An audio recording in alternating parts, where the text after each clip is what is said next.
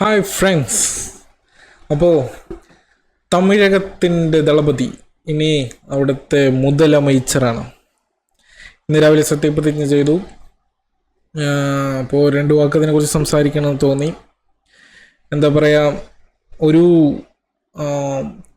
തമിഴ്നാട്ടിൽ മുന്നും ശീലമുള്ളതാണ് cinema നടന്മാരും നടികളും ജയലളിതയും MGR ഒക്കെ രാഷ്ട്രീയത്തിലേക്ക് വരുന്നതും അവരധികാരങ്ങളും കിട്ടുന്നതും ഒക്കെ നമ്മൾ കണ്ടു പരിചയമാണ്. പക്ഷേ നമ്മളെ സംബന്ധിച്ച് ഒരു പുതു തലമുറയെ സംബന്ധിച്ചിടത്തോളം വിജയ് എന്താണെന്ന്, വിജയുടെ ആ ഒരു ഫാൻ ബേസ്, ആ ഒരു ക്രേസ്, വിജയ് പടത്തിന് വരുന്ന ആ ഒരു ഫെസ്റ്റിവൽ സീസണിൽ വരുന്ന വിജയ് പടങ്ങൾ ഉണ്ടാക്കുന്ന ഓളം, ഇതൊക്കെ അദ്ദേഹത്തിൻ്റെ ഒരു ബോക്സ് ഓഫീസ് പവർ നമുക്കെല്ലാവർക്കും അറിയാവുന്നതാണ്.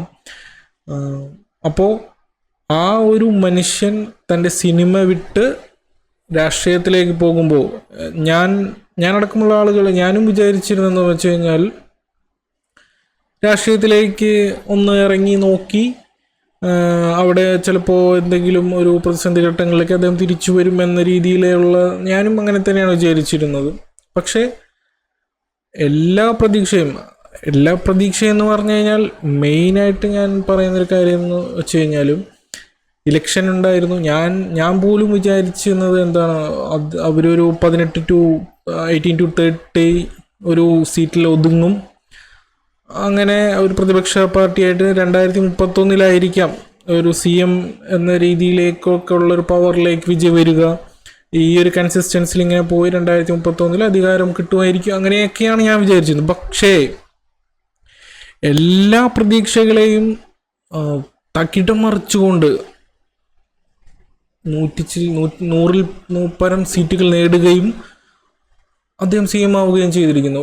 ഇത് ചരിത്രം. നമ്മൾ എന്തൊക്കെ ഒരു സിനിമാ നടൻ എന്ന രീതിയിലൊക്കെ താത്താൻ ശ്രമിച്ചാലും ഈ 30 വർഷത്തെ ആ ഒരു ഫാൻ ബേസ്, അതൊരു രാഷ്ട്രീയത്തിലേക്ക് ഇറങ്ങി അത് ഉപയോഗപ്പെടുത്തി, അത് എല്ലാവരും, എല്ലാ ചെറിയ താഴേക്കിടയിൽ നിന്നും മുകളിലേക്ക് വരെയുള്ളവർ സപ്പോർട്ട് ചെയ്ത് അധികാരത്തിലെത്തിയിട്ടുണ്ടെങ്കിൽ ചില്ലറ കാര്യമല്ലേ അത്. അപ്പോൾ എല്ലാ പ്രതീക്ഷകളെയും തകിടം മറിച്ചുകൊണ്ട് വന്ന വിജയ് ഇനി സത്യപ്രതിജ്ഞ കഴിഞ്ഞു. ഇനിയും എന്താ പറയുക, വളരെ ഒരു ഇപ്പോഴും വിജയുടെ സത്യപ്രതിജ്ഞ കഴിഞ്ഞു. എന്താ പറയുക, ഒരു അത്ഭുതം സംഭവിച്ചു, അവിടെ അധികാരത്തിലെത്തി. ഇനിയാണ് കൂടുതൽ വെല്ലുവിളി നേരിടാൻ പോകുന്നത്. വിജയെ സംബന്ധിച്ചിടത്തോളം ടീമിൽ രാഷ്ട്രീയ പരിചയമുള്ളവർ കുറവാണ്. വിജയും രാഷ്ട്രീയത്തിൽ പുതിയതാണ്. വിജയ് ഉപദേശകന്മാരും ഒക്കെ ഉണ്ടെങ്കിൽ തന്നെയും ആ ഒരു ഭരണ മികവ് കാണിക്കുക, അതൊരു വെല്ലുവിളി തന്നെ വിജയെ സംബന്ധിച്ചിടത്തോളം ഒരു വെല്ലുവിളിയാണ്.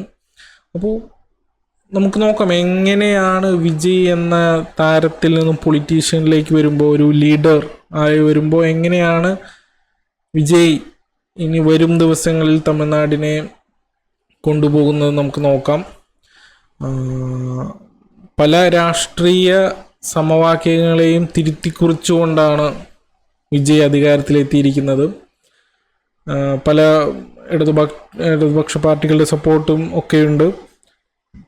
അപ്പോൾ സ്റ്റാലിനെ സംബന്ധിച്ചിടത്തോളം സ്റ്റാലിൻ അത്യാവശ്യം നല്ല വികസന പ്രവർത്തനങ്ങളൊക്കെ പോയിരുന്നു. സ്റ്റാലിൻ തമിഴ്നാട് കേന്ദ്രവുമായിട്ടൊക്കെ വളരെ ഫൈറ്റ് ചെയ്ത് ഭരിച്ചുകൊണ്ടിരിക്കുന്ന ആ ഒരു രീതിയിലേക്ക് തമിഴ്നാടിൻ്റെ ഒരു പവർ നിർത്തിക്കൊണ്ട് വിജയ് എങ്ങനെയാണ് ഭരിക്കുന്നതെന്ന് കാണാൻ വളരെ ആകാംക്ഷ എനിക്കുണ്ട്. പക്ഷെ അതോടൊപ്പം ഞാൻ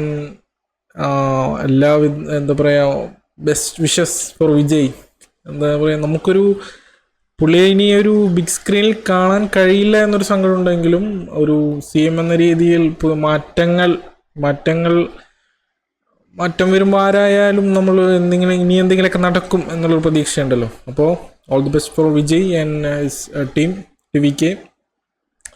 അപ്പോൾ നമുക്ക് കാണാം ഇനി എന്താണ് തമിഴകത്ത് നടക്കുക, എങ്ങനെയാണ് തമിഴകത്ത് പുതിയ വിശേഷങ്ങൾ എന്നൊക്കെ നമുക്ക് കാണാം. ബൈ.